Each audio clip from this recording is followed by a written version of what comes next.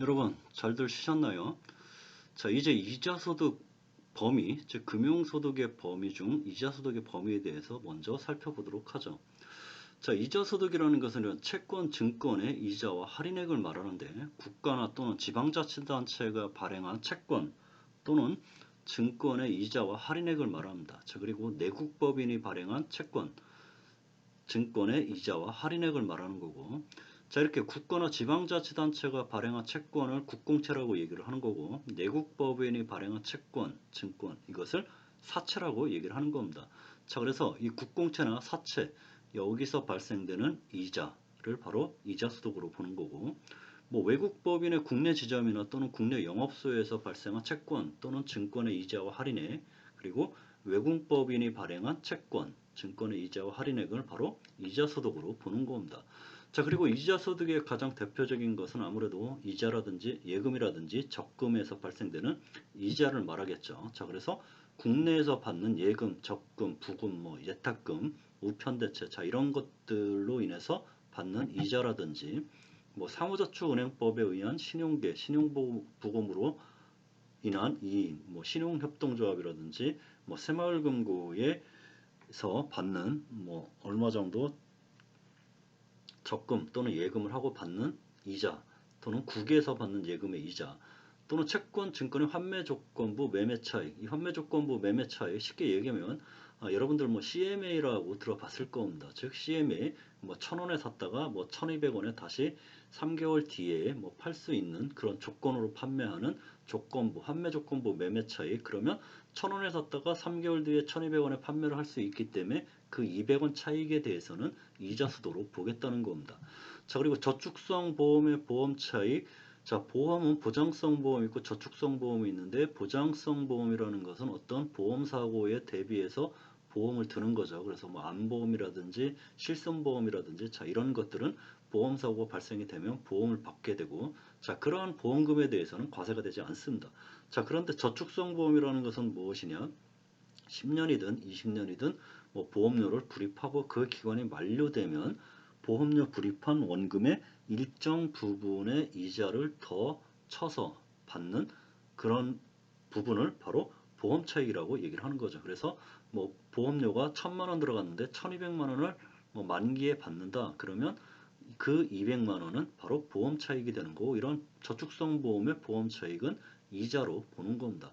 자, 그리고 직장 공제 초과 반환금 쉽게 얘기하면 뭐 여러분들 뭐 교직원 공제회 아니면 뭐 경찰 공제회 아니면 뭐 군인 공제회 이런 것들을 들어봤을 겁니다. 자, 그래서 회사를 다니면서 공제회를 만드는 그런 공제회에 가입을 해서 공제회에 뭐 불입을 하죠. 자, 그러면 뭐 1,000만 원 불입했는데 뭐 1,200만 원, 1,300만 원 준다 그러면 그 차이, 즉 원금보다 더 많이 받는 그 차익을 초과반환금이라고 얘기를 하고, 이러한 직장공제 초과반환금도 바로 이자소득으로 보는 겁니다. 자, 그 다음에 비영업대금 이익, 즉 금전의 대여를 사업 목적으로 하지 아니하는 자가, 즉 대금업 또는 금융업을 하지 않는 자가 일시적 우발적으로 금전을 대여함으로써 지급받는 이자, 이것을 바로 비영업대금 이익이라고 얘기를 하는데, 자, 우리가 쉽게 얘기하는 명동의 뭐 사채 시장을 얘기를 할 겁니다. 자, 그래서 이 사채가 회사가 발행하는 채권, 사채, 그런 사채 말고 개인적으로 돈을 빌려주고 돈을 받는다 해서 사채라고 얘기를 하는 겁니다. 자, 그런 사채 시장을 통해서 고리대금이죠. 뭐 20%, 30% 받는 이자. 자, 그러한 것들은 비영업대금 이익으로 봐서 이자소득으로 과세를 하는 거죠. 자, 그리고 이것 외에 뭐 금정사용 대가에 따른 이자소득이 발생한 상품을 기초로 해서 뭐 파생상품이 하나의 상품같이 운영되는 파생상품이, 자, 그런 것들에 대해서는 이자소득으로 본다는 겁니다. 자, 그래서 이자소득이나 뭐 이자소득 등의 가격, 뭐 이자율, 뭐 이런 것들로 해서 지수 등에 의해 산출된 금액 등을 금전 거래하는 계약으로 인해서 발생되는 이익, 이런 것들은 바로 이자소득으로 보겠다는 거죠. 자, 그러면 이자소득으로 보지 않는 게 있죠. 자, 그래서 물품을 매입할 때 대금의 결제 방법에 따라서 애누리 되는 금액이라든지 외상매입금이라든지 미지급금을 약정기일 전에 지급받음으로써 할인액, 즉 이것을 우리가 쉽게 얘기하면 매출 할인이라고 얘기를 하는데, 물건을 판매합니다. 그래서 물건을 외상 판매를 하는데 뭐 1,000만 원의 물건을 판매를 했죠. 자, 그래서 1,000만 원의 물건을 판매를 하면서 외상 판매를 하는데, 자, 30일째, 그러니까 30일이 되는 날 이 외상 판매 대금 1,000만 원을 주는 겁니다. 자, 그런데 30일이 아니라 뭐 10일 지나서 준다든지 아니면 20일쯤에 그 외상 매입금 1,000만 원을 외상 대금 1,000만 원을 지급한다 그러면 1,000만 원 중에서 뭐 50만 원은 뭐 10만 원은 할인해 준다든지, 자, 그래서 1,000만 원에서 10만 원 할인해 주면 990만 원을 받고 그 나머지 10만 원 할인해 준 10만 원, 자, 이 부분은 바로 이자 소득으로 보지 않는다는 겁니다. 자, 그리고 물품 판매 대금의 결제 방법에 따라서 추가로 지급받는 금액이라든지 뭐 외상 매출금 미세금 지급기일을 연장해 줘 추가로 받는 금액이라든지 뭐 장기 할부 판매를 하게 되면 판매 대금에 일정한 이자를 붙여서 받는 겁니다. 자, 그런 장기 할부 판매로 인해서 발생되는 그 원금에 대해서 추가적으로 받는 부분, 자, 그러한 부분은 이자 소득으로 보지 않는 거죠.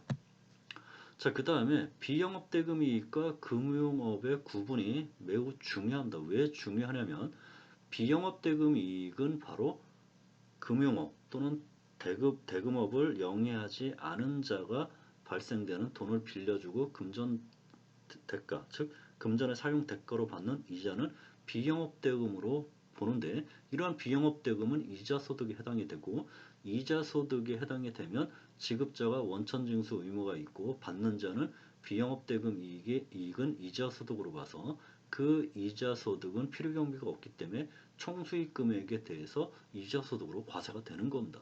자, 그런데 비영업 대금이 아닌, 즉 금융업이라든지 대부업을 영위하는 자가 돈을 빌려주고 받는 이자에 대해서는 비영업 대금 이익이 아니라 사업소득이 되는 겁니다. 자, 그러면 이자 소득과 사업소득의 가장 큰 차이는, 사업소득은 바로 필요경비를 인정받을 수 있고 이자 소득은 필요경비가 인정될 수 없는 겁니다. 자, 그렇기 때문에 금융업으로 가게 되면 바로 필요경비를 인정받을 수 있어서 소득 금액이 줄어들어서 세금이 줄어들 수 있겠죠.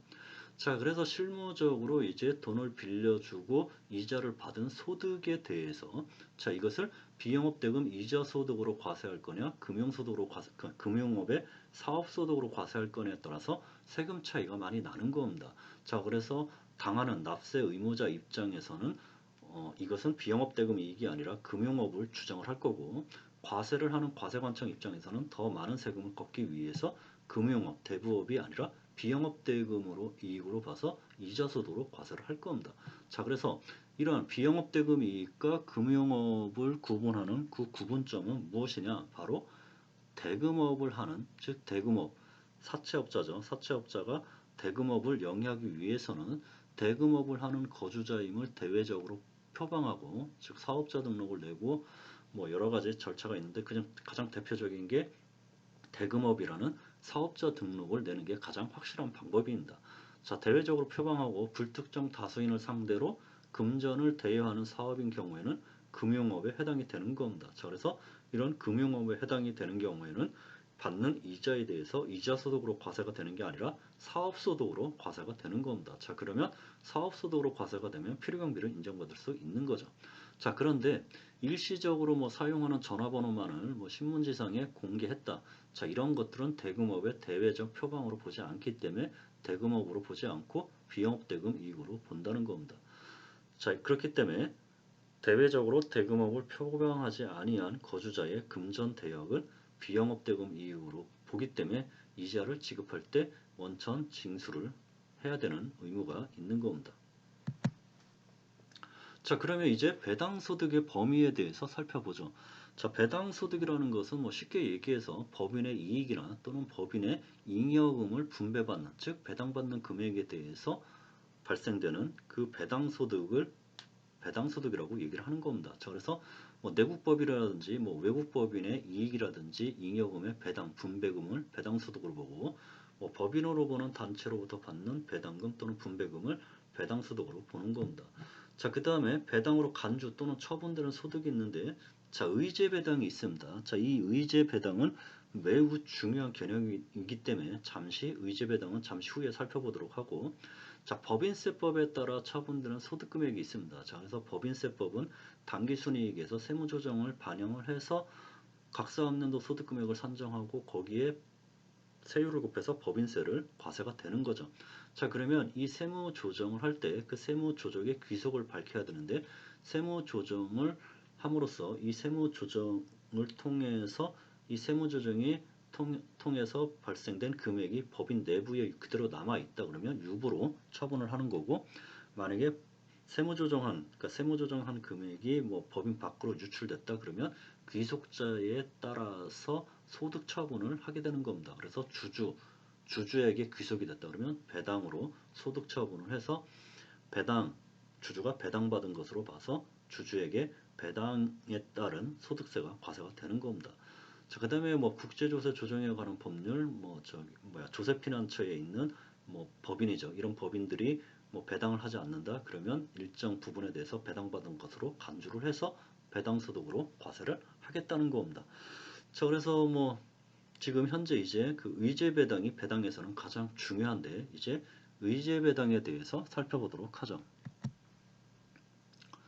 자, 그리고 뭐 국내 국외에서 받는 뭐 소득세법 시행령에 따른 뭐 집합투자기구, 즉 펀드로부터 받는 이익이라든지, 뭐 파생 증권의 결합사채 이익이라든지, 공동사업에서 발생된 출자 공동사업자의 손익분배비를 해당하는 금액이라든지, 뭐 수익분배 성격이 있는 여러 가지 이런 파생 상품과 관련된 그런 상품들은 바로 배당소득으로 보는 겁니다. 자, 그러면 이제 의제 배당에 대해서 살펴보도록 하죠. 자, 세법조문에는 본다 또는 추정하란다는 표현들이 많이 들어가 있는데, 의제와 추정의 의미는 법률 효과에서 차이가 있기 때문에 반드시 구분해야 되는 겁니다. 가장 큰 차이는 의제는 번복할 수 없지만 추정은 번복할 수가 있다는 거죠. 이 얘기는 무슨 얘기냐? 자, 의제라는 것은 A가 있고 A-가 있다. 그러면 A-를 A로 본다는 겁니다. 그러면 A-를 A로 본다고 규정했기 때문에 이게 의제 규정인데, 이 A-는 A가 아니라 A-라고 아무리 주장을 해봐야 그것은 A-라고 인정받지 못하고 A가 되어버리는 겁니다. 자, 그런데 A를 A-로 추정을 한다. 그러면 이 A-는 A가 아니라 A-가 맞다라고 입증을 하게 되면 A가 아니라 A-가 되는 겁니다. 자, 이렇게 번복할 수 있냐 없냐에 따라서 의제 추정의 의미가 매우 달라지는 거죠. 자, 그래서 의제 또는 간주라는 것은 사실의 진실 여부를 불문합니다. 그래서 법에서 그렇다고 단정한 후에 거기에 일정한 법적 효과를 부여하는 것을 의제 또는 간주라고 얘기를 하는 거고, 자, 이러한 간주 규정은 바로 법률 정책상 또는 법률 정책상 이런 다툼의 방지를 위해서 법문에서 그렇다라고 단정해 버리는 것으로서 다른 사실이 발견되더라도 이를 번복할 수 없다는 겁니다. 자, 그래서 결국 당사자는 이러한 법률에 간주한다는 간주 규정에 의해서 법률에 귀속이 되고 다른 사실을 근거로 해서 다툴 수가 없는데, 자, 이러한 법률상의 표현으로는 본다라는 표현을 많이 사용한다는 거죠. 자, 그러면 추정이라는 것은 무엇이냐? 일단 불분명한 사실이 존재를 하죠. 이런 불분명한 사실의 존재에 대해서 법률 효과를 발생시키는데, 추후 이러한 사실에 대해서 불분명한 사실을 반증에 의해서 확실한 사실로 변경이 된다 그러면 번복할 수 있는 것을 추정이라고 얘기를 하고, 법률 조문에는 추정한다라는 표현을 많이 사용을 하는 겁니다. 자, 그러면 본다라는 의제 규정은 법률 다툼이 크지 않기 때문에 뭐 개인의 권리 침해에 영향을 미치지 않는 부분들이 다수지만, 추정한다로 표현되는 추정 규정은 다른 사실의 입증을 통해서 사실의 번복이 가능하기 때문에 법률의 다툼 소지가 매우 많다는 거죠. 이것은 세법에 관해서도 마찬가지죠. 자, 세법에서도 소득으로 본다 그러면 의제 규정에 대해서는 싸울 일이 없습니다. 자, 그런데 소득으로 추정한다 그러면 소득으로 추정을 한 것이기 때문에 납세 의무자가 소득이 아니라고 입증을 하면 과세가 되지 않는 거죠. 자, 그래서 이 추정하는 사실과 다른 사실이 있다는 것에 대해서 주장하는 사람이 입증을 해야 되는 겁니다. 자, 그래서 세법에서 소득으로 추정한다고 규정되어 있는데, 이것은 소득이 아니라고 입증을 누가 해야 되냐? 바로 납세자가 입증을 해야 된다는 겁니다. 자, 그래서 이 의제 배당 및 배당의 개념을 보면, 자, 의제 배당이라는 것은 무엇이냐? 바로 형식상 배당은 아니지만 사실상 법인의 이익이 출자자에게 귀속되는 경우에는 출자자가 배당받은 것으로 본다는 겁니다. 자, 그렇기 때문에 의제 배당은 배당하고 동일한 효과가 발생이 되는 거죠.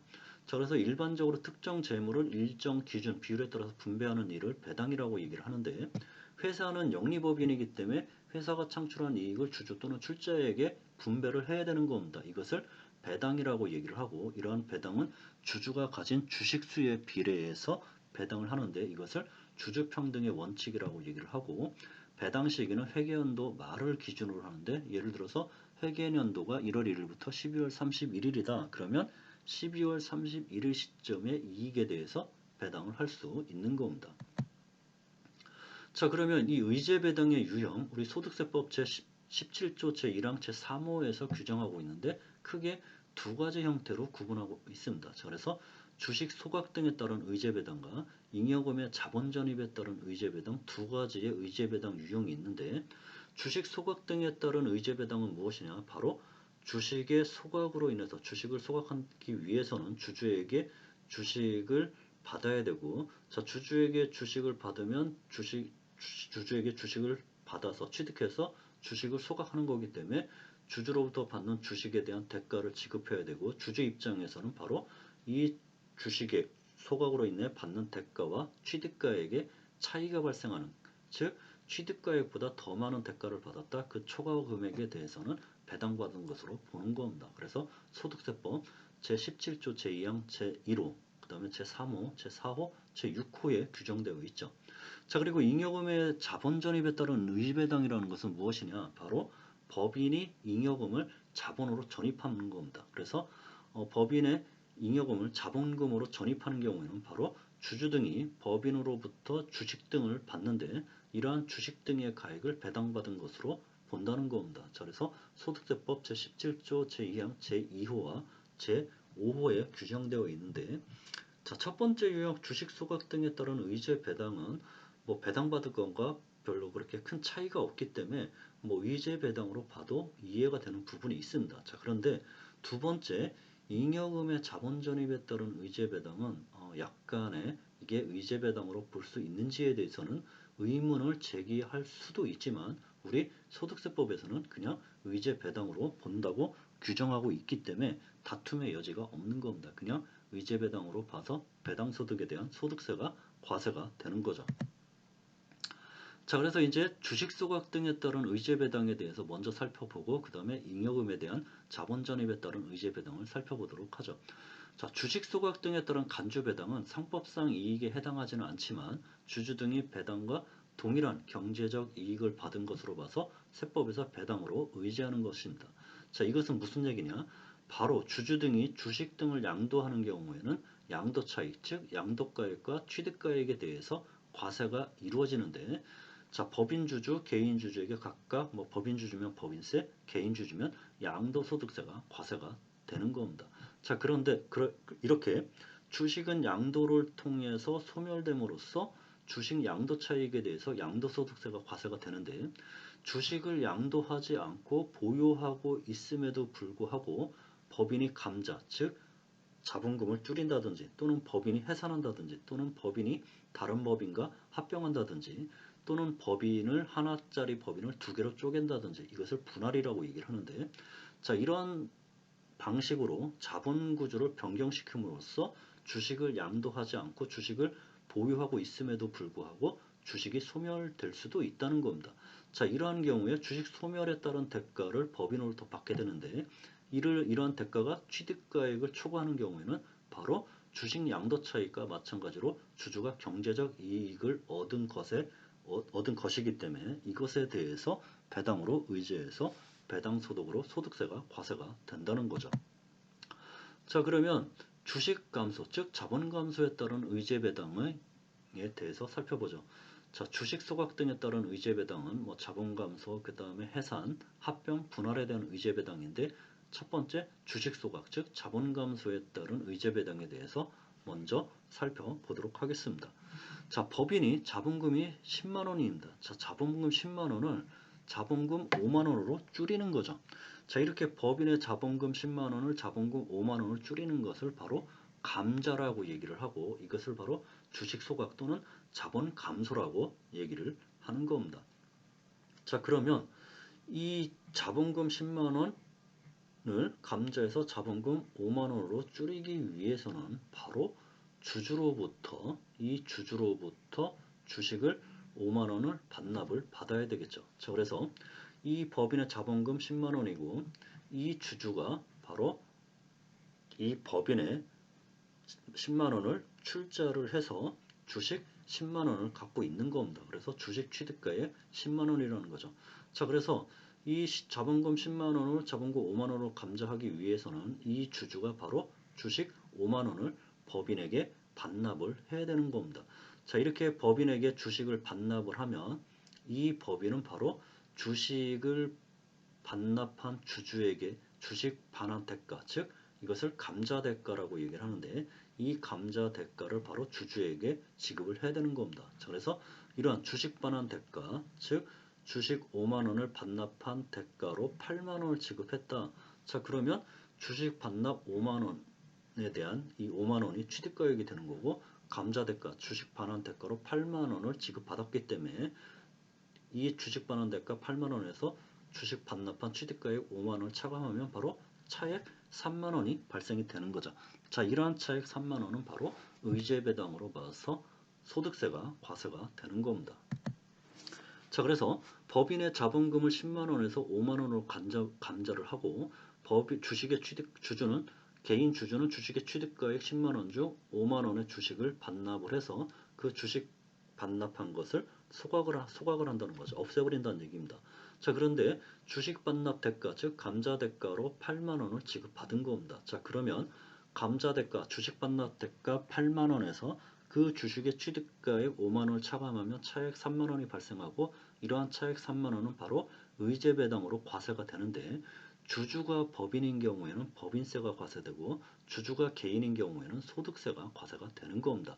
자, 그래서 법인의 주주는 법인 주주가 있을 수 있고 개인 주주가 있을 수 있기 때문에 이러한 의제배당에 대한 규정은 똑같이 법인세법에도 규정되어 있고 똑같은 규정이 바로 소득세법에도 규정되어 있는 겁니다. 자, 왜 그러냐면 바로 주주가 개인 주주만 있는 게 아니라 법인 주주도 있기 때문이죠. 그래서 이러한 의제배당에 대한 규정은 법인세법과 소득세법에 동일하게 규정되어 있고 그 동일 규정으로 인해서 법인 주주다 그러면 법인세법에 따라서 법인세가 의제배당으로 봐서 법인세가 과세가 되는 거고 개인 주주인 경우에는 바로 소득세법 규정에 따라서 의제배당으로 봐서 소득세가 과세가 되는 겁니다.